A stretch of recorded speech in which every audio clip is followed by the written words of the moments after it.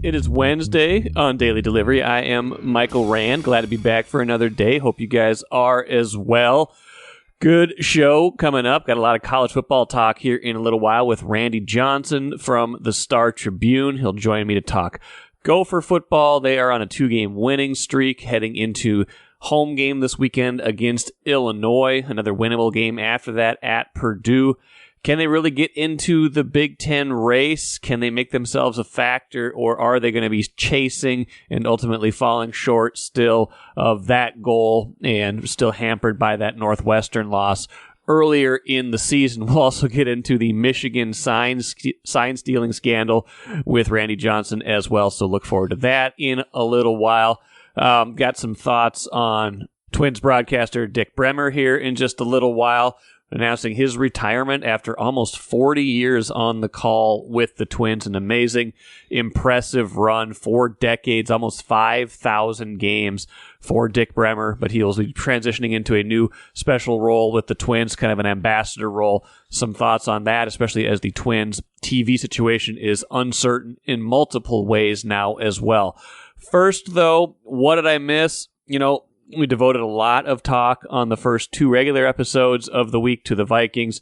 A lot of talk, obviously, on yesterday's special episode with Lavelle E. Neal III. Go back and listen to that on the acquisition of Joshua Dobbs and the trade of Ezra Cleveland. We got to start with the Vikings again, though, just because that is such an interesting dynamic now with this team. Just a whirlwind 48, 72 hours going from, the high of winning at Lambeau Field to the low of losing Kirk Cousins late in that game, even in the midst of a victory. Pulling your record to 4-4, after starting the year 1-4, all sorts of questions at that point. Are you rebuilding? Are you going to trade a bunch of your players? Are you going to trade Kirk Cousins? Like, there was a talk, would Kirk Cousins, waive his no trade clause if they got to the trade deadline and it was, the record was 1-7 or 2-6? Would he want to go to a contender? They kept saying, wait. It's too soon to talk about that. We're still trying to win right now. We've got some winnable games coming up. They win the one that they needed to win at Chicago, but it was ugly. They win one against San Francisco that was far prettier, and they start to look like a better team, starting to look even better against the Packers, and then the injury happens. So here we are. They acquire quarterback Joshua Dobbs on Tuesday to give themselves another option. It sounds like Lavelle was right yesterday that the Jaron Hall will start Sunday, although I'll believe it as soon as it happens. But they're preparing him to start. They're getting Dobbs ready to be the backup on Sunday on very short notice, and then kind of go from there. So where does this leave them, aside from in a very interesting spot? Well, to me, the biggest thing that this does, aside from, scramble your season, is it gives you the opportunity for information. Now, that is only as valuable as what you make of it, but I would imagine someone like Kwesi Adofo-Mensah and Kevin O'Connell, those folks running the Vikings, they value information. And this, next 9 games will give you all sorts of information about how this team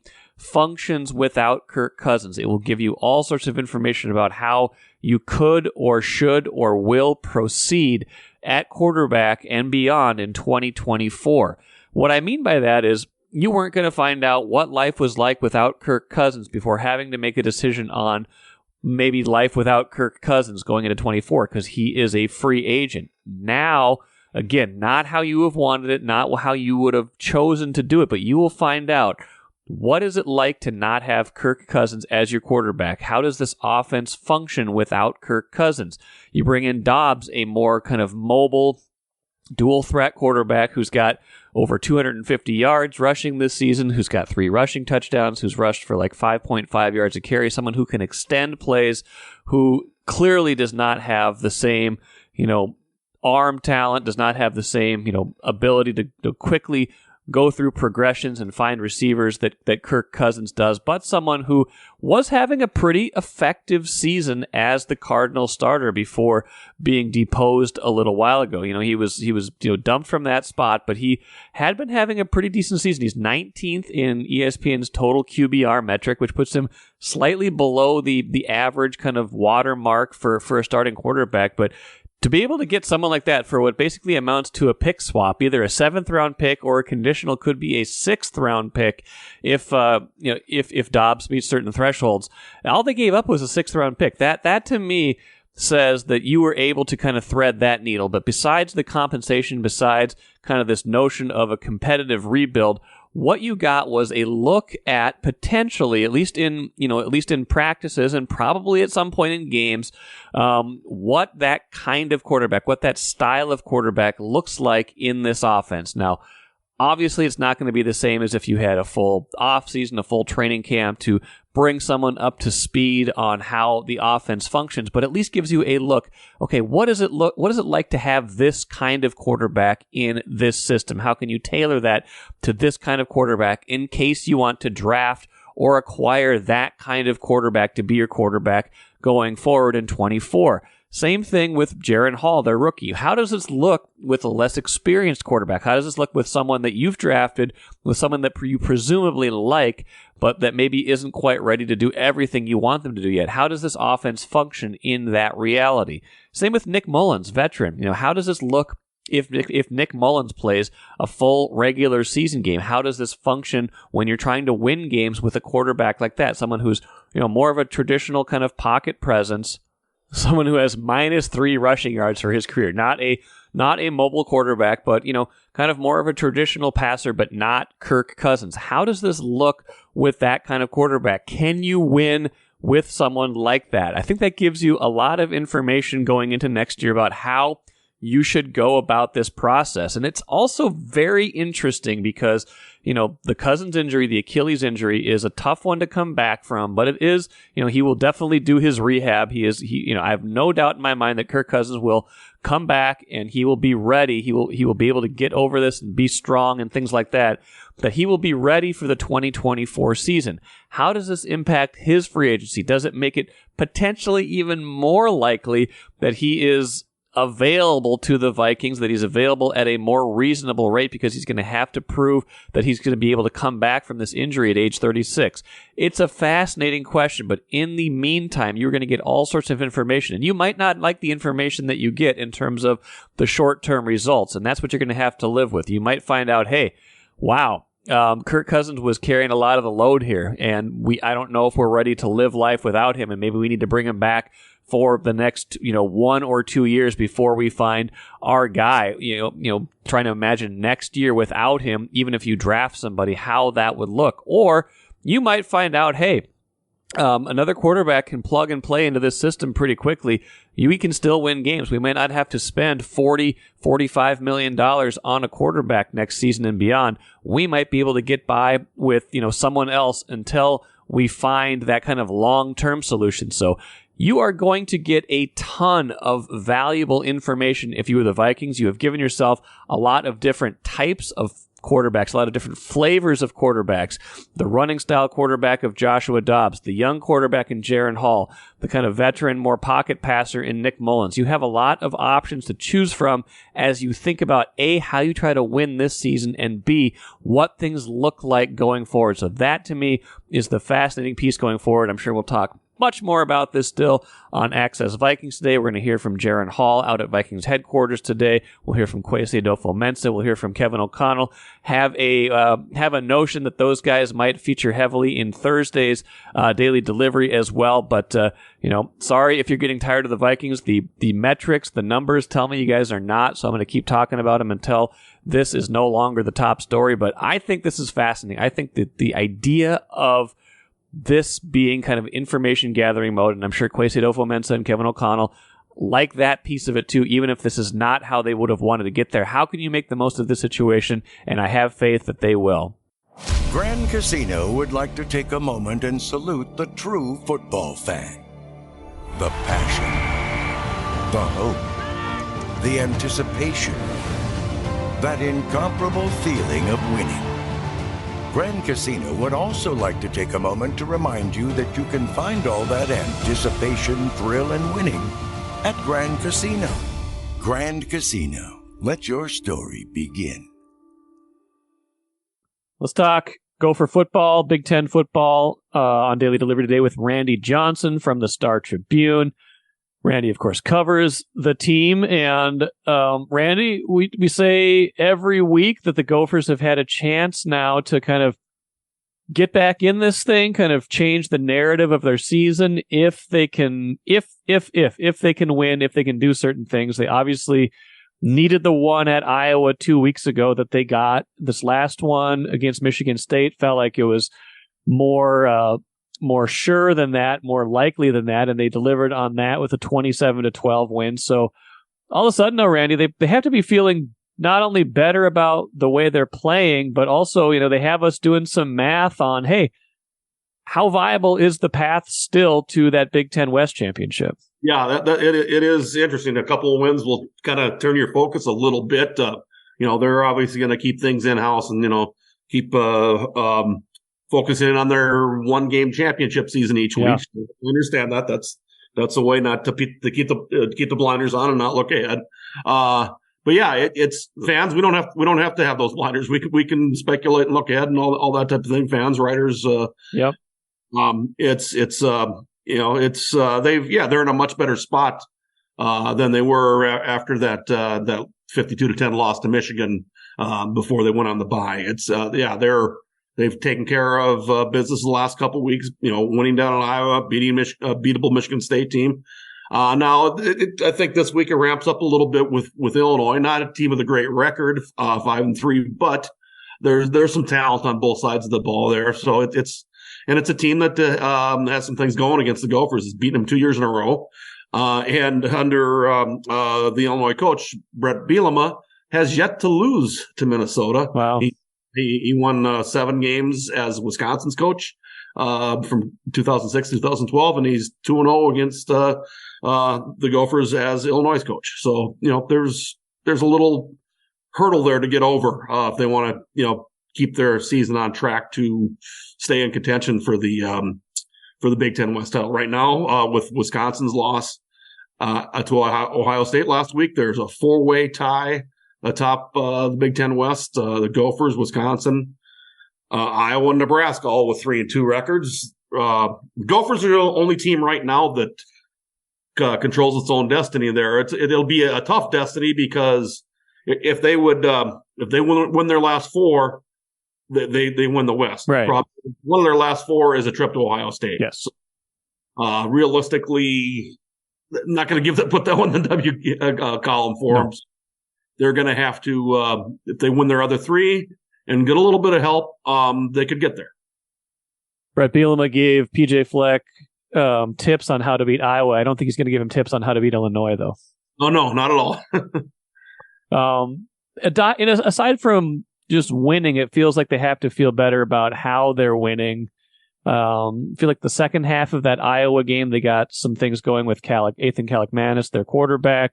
Even though they didn't cash in with touchdowns in that game, they were throwing the ball with confidence, moving the ball, getting some bigger chunk plays, and that balance, that run pass balance that they have been striving for this year, that they found that against Michigan State was exactly 200 yards rushing and passing each to come up with 400. I mean, I think you can't really script it much better than that. That's kind of the ideal, like to get to 400 yards and to do it with perfect balance like that.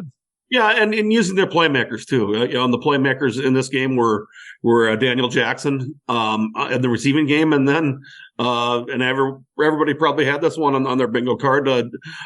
Jordan Newman, the converted defensive back turned running back, who goes for 40 carries for 204 yards and a couple touchdowns in his first time getting a big look. Pretty impressive there. And ran hard.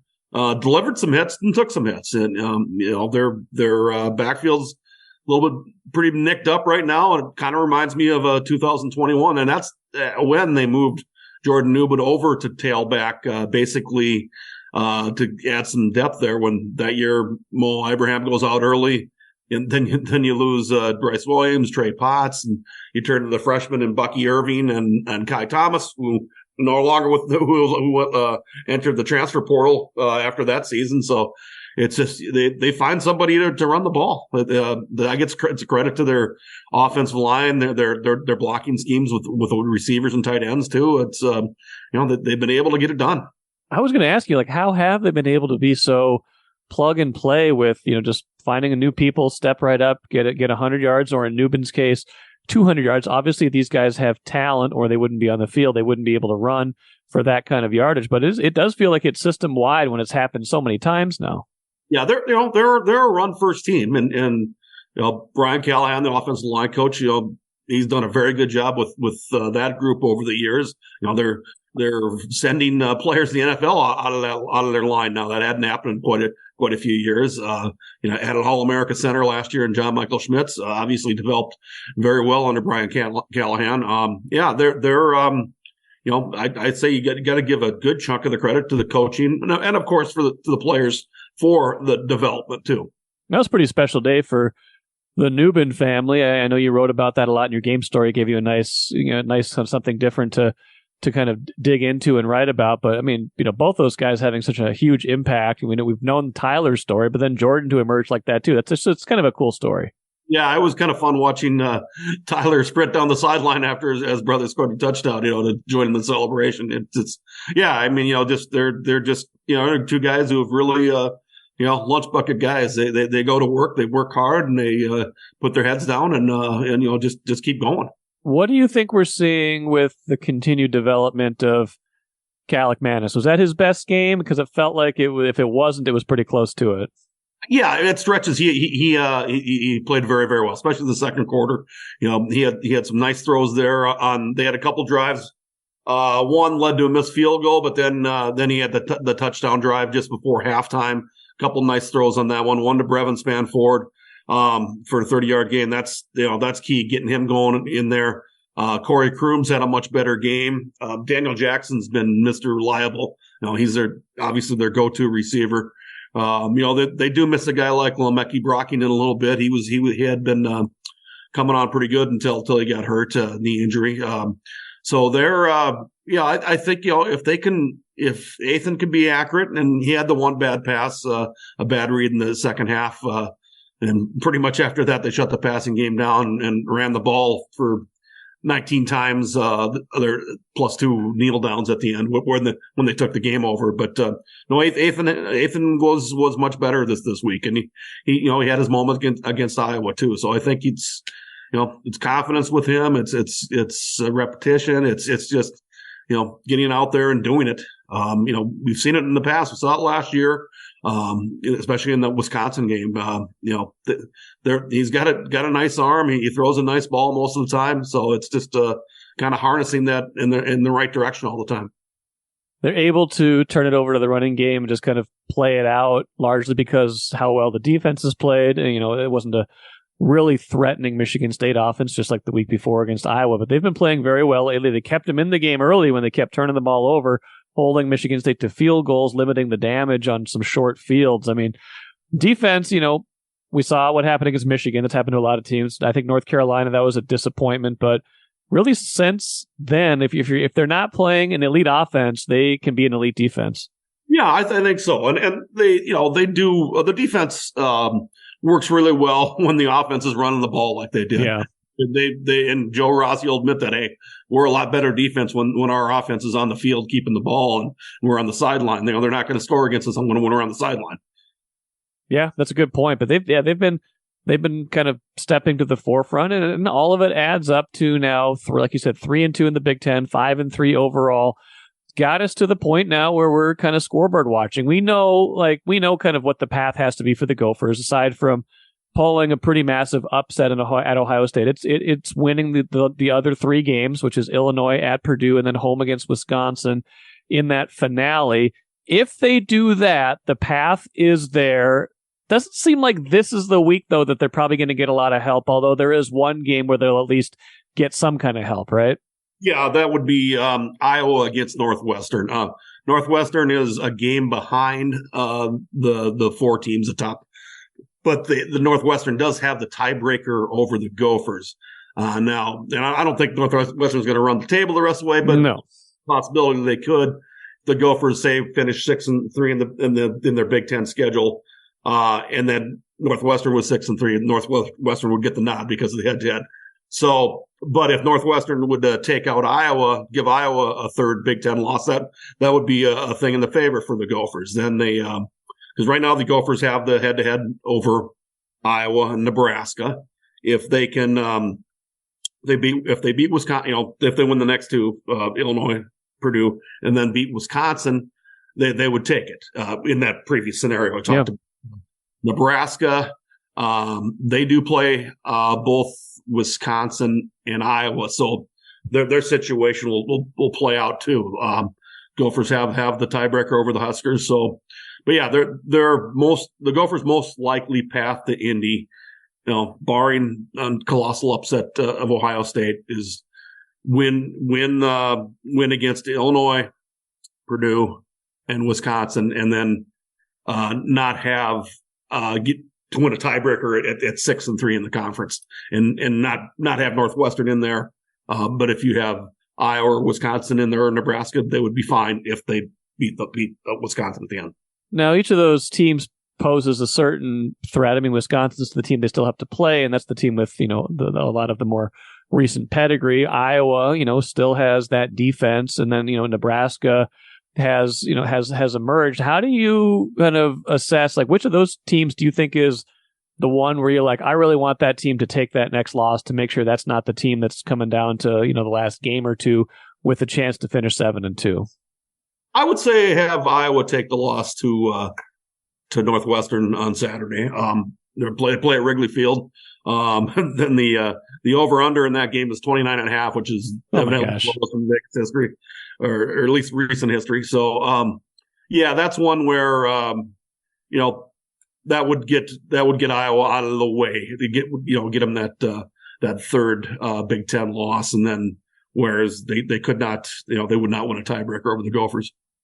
Nebraska was still a bit of a kind of a punchline at the start of the year. They're coming off of all those bad losses. Had a similar one with the Gophers in that opener where, the Gophers were in a pretty precarious position before they rallied to win that game. How much of a threat is Nebraska right now if people have stopped paying attention to them? Yeah, they're playing very well. They have a defense. They have, as the Gophers found out, they were not the Gophers were pretty fortunate. They forced a couple timely turnovers in the fourth quarter to come back and win that thing. Nebraska's they're still limited offensively, but they can make things tougher for teams with their defense. So I'll be really interested to see what they do against both Wisconsin and Iowa in the last 2 weekends. All of this is moot, though, I imagine, if the Gophers don't take care of Illinois. And like you said, we look at this stretch of Michigan State, Illinois, Purdue as winnable games, but Illinois is not one of those teams that you can take lightly, especially when you mention the history against them recently and against Brett Bielema. Yeah, Illinois always has athletes, and that's the thing about it. If they have good enough coaching, they're usually a decent team. Last year they had a pretty good year, kind of tailed off toward the end, but Bielema's a good coach. He's won big at Wisconsin. Arkansas was a little tougher there, but he's done a good job of getting Illinois much more relevant than it had been.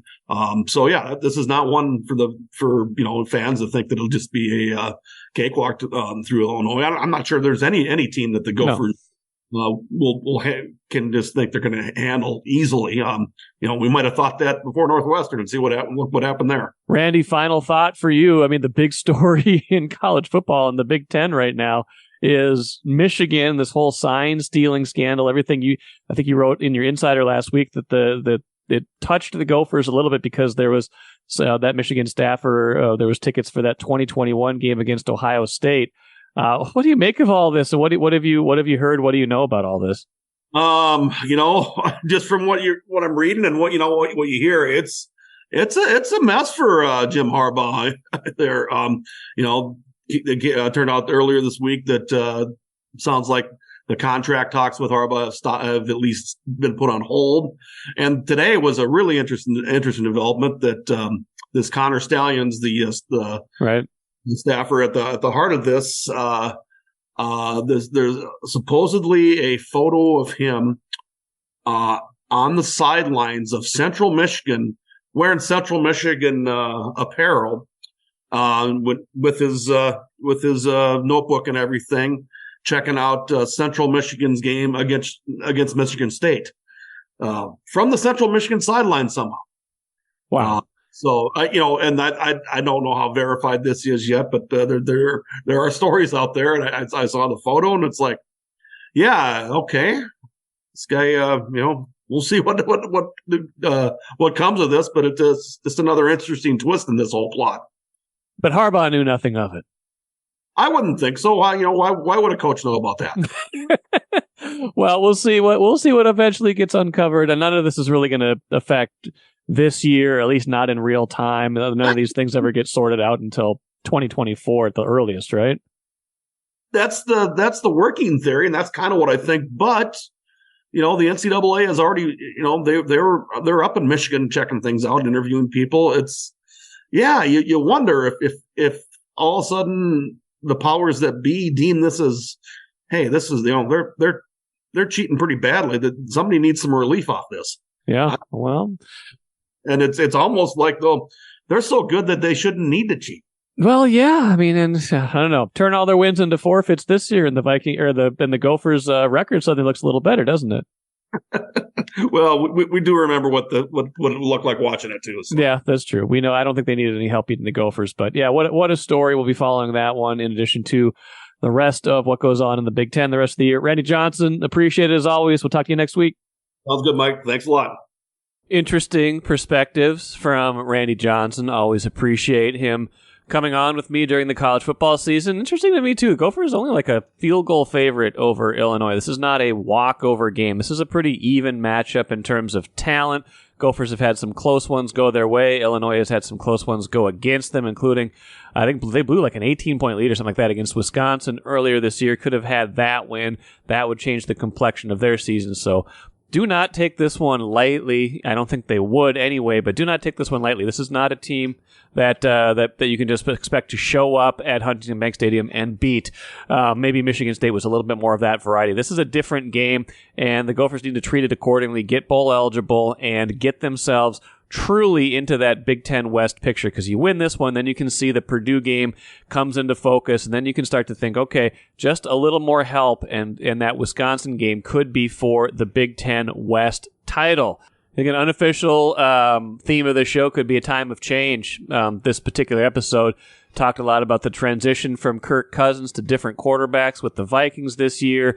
And now let's talk a little bit here about Dick Bremer. In a news release from the Twins on Tuesday announcing Bremer's retirement and transition into a role as a special assistant in the Twins front office, Dick Bremer is the longest tenured TV broadcaster for a single team in Major League Baseball right now. He started with the Twins in 1983, had a year in 1986 where he didn't work for the team after some TV troubles. I think that one of their many carriers folded, but he came back in 87. He's been working with the team ever since then. He's broadcasted almost 5,000 games, but he will be transitioning to a new role at the same time as the team could be transitioning to a new yet another broadcast carrier. It's interesting, in the release it talked about all the different kind of carriers he has called games for. Started with Spectrum Sports, Twins Vision, Midwest Sports Channel, Victory Sports, Fox Sports North, Bally Sports North. You think about that, you think about the many iterations of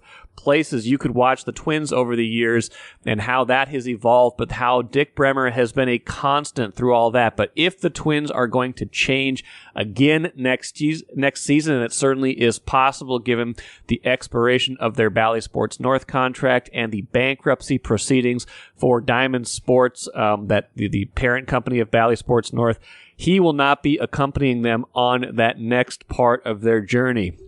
I have no idea if those two things are related. It probably is just a time to transition into a new role. It's been 40 years, my goodness. Someone in that role for so long. Just a trusted voice. Someone you turn the TV on, you know exactly the voice. You know what you're going to get. He's had so many different analysts working with him over the years, although probably the one that you remember the most probably was Burt Blyleven for so many years, but it's been more of a rotating cast of characters throughout the years. Always just a really nice and genuine person whenever I encountered him, and just, someone who has been the voice of the Twins for so long. He said in the release, in the quote in the release, that he had a goal at one point to get to 5,000, so he comes up 28 games short of that.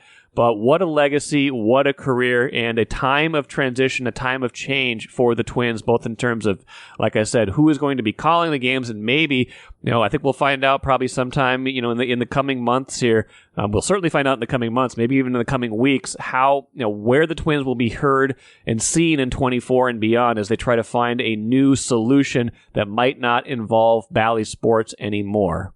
Let's finish quickly with the cooler. I thought this was an interesting story and an amazing quote. Apparently, Colorado football team players were robbed of jewelry and cash during their game against UCLA at the Rose Bowl recently. And Deion Sanders wants those players to be reimbursed. Head coach of Colorado wants those players to be reimbursed for their losses. His quote, though, was amazing, unbelievable. He said, "Our kids got robbed during the game last week. I would expect the NCAA to do something about that. This is the Rose Bowl. They said the granddaddy of them all, right? I'm sure granddaddy had some money. Grandpa should have some money to give these kids." I mean, I'm sorry if any of all this happened. I hope they are fairly compensated for their losses, but that is an amazing quote from Deion Sanders that I will not soon forget. That'll do it for me today. Like I said, listen to Access Vikings later today for more on the Vikings quarterback situation and beyond. Listen tomorrow probably for more of that and plenty. I'm probably going to take a bunch of your questions. I want to do a mailbag show, and tomorrow might be the time. So if you have questions, send them to me on email, send them to me on X. I still call it Twitter. Find me, send it my way in the next 24 hours or so, and I will get those questions answered on Thursday's show. That'll do it for me today. Back at it again on Thursday.